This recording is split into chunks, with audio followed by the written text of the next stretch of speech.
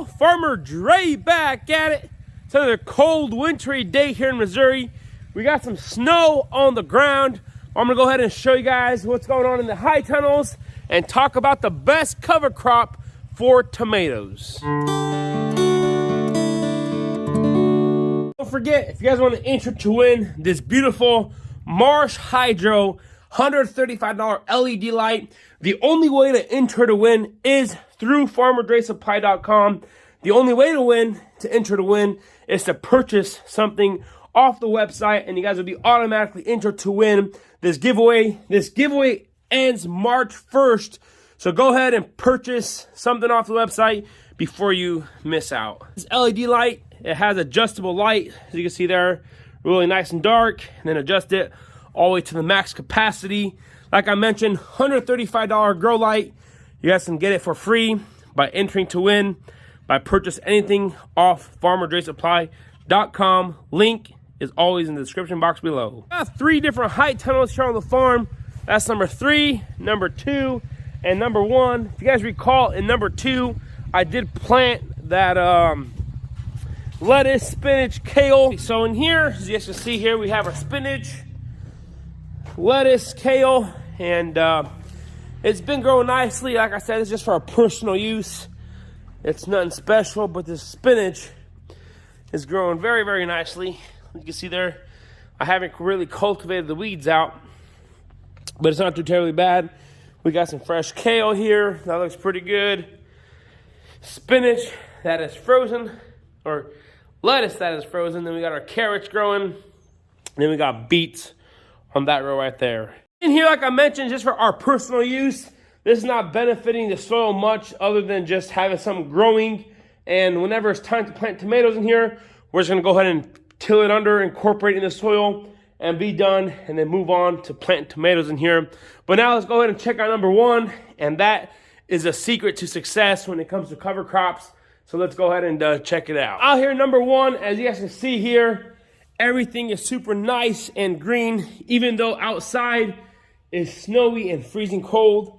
In here is green, luscious, and it's growing nicely. This right here, this is annual ryegrass, and the reason annual ryegrass is the best cover crop for planting tomatoes, there's many reasons, but for the most important thing, it adds a lot of green manure to the soil. So if you guys are familiar with tomatoes, you need to have a lot of organic matter in the soil, and organic matter is either broken down plant material that's been composted, or just compost that comes from animals, just that organic matter that you can incorporate in soil. And the higher the organic matter, the better it is for the quality of the tomatoes and the health of the plant, just because it has a lot more of the pore space inside the soil. It fluffs up the soil, and then once you have a nice fluffy soil, it produces a really nice crop of tomatoes. Another reason why annual ryegrass is such a good cover crop for tomatoes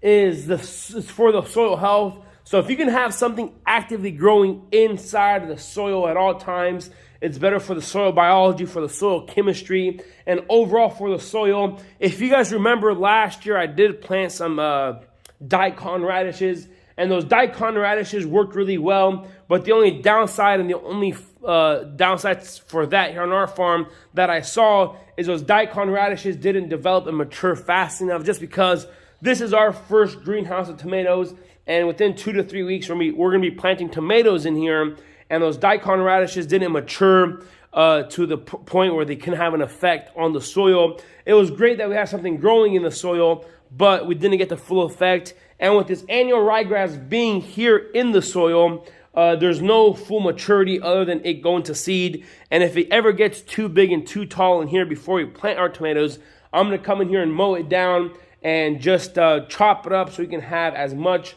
green foliage, and that green foliage will decompose and turn into that organic matter later on as the tomatoes are growing and planting here. But as you can see here, this grass here is growing nicely.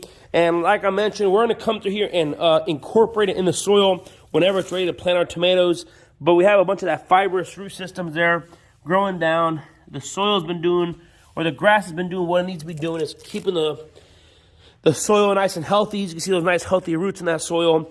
pulling up, and those roots have been going down deep in there. And all the nutrients that the grass pulled up, we're just going to chop it up, incorporate it, and put it back into the soil. So there is no loss of nutrients because the cover crop's in here. This cover crop has been working really good for us, and is working way better for us here on our farm, better than those daikon radishes, just because, like I mentioned, this is going to keep on maturing before too long, and it's going to incorporate in the soil much better than those daikon radishes did last year.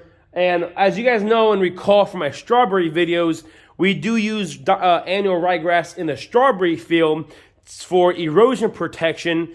And I got this idea of using annual ryegrass from there just because it grows super rapidly, it grows super fast, and that root system penetrates through the soil, and it helps it keep together for the strawberries.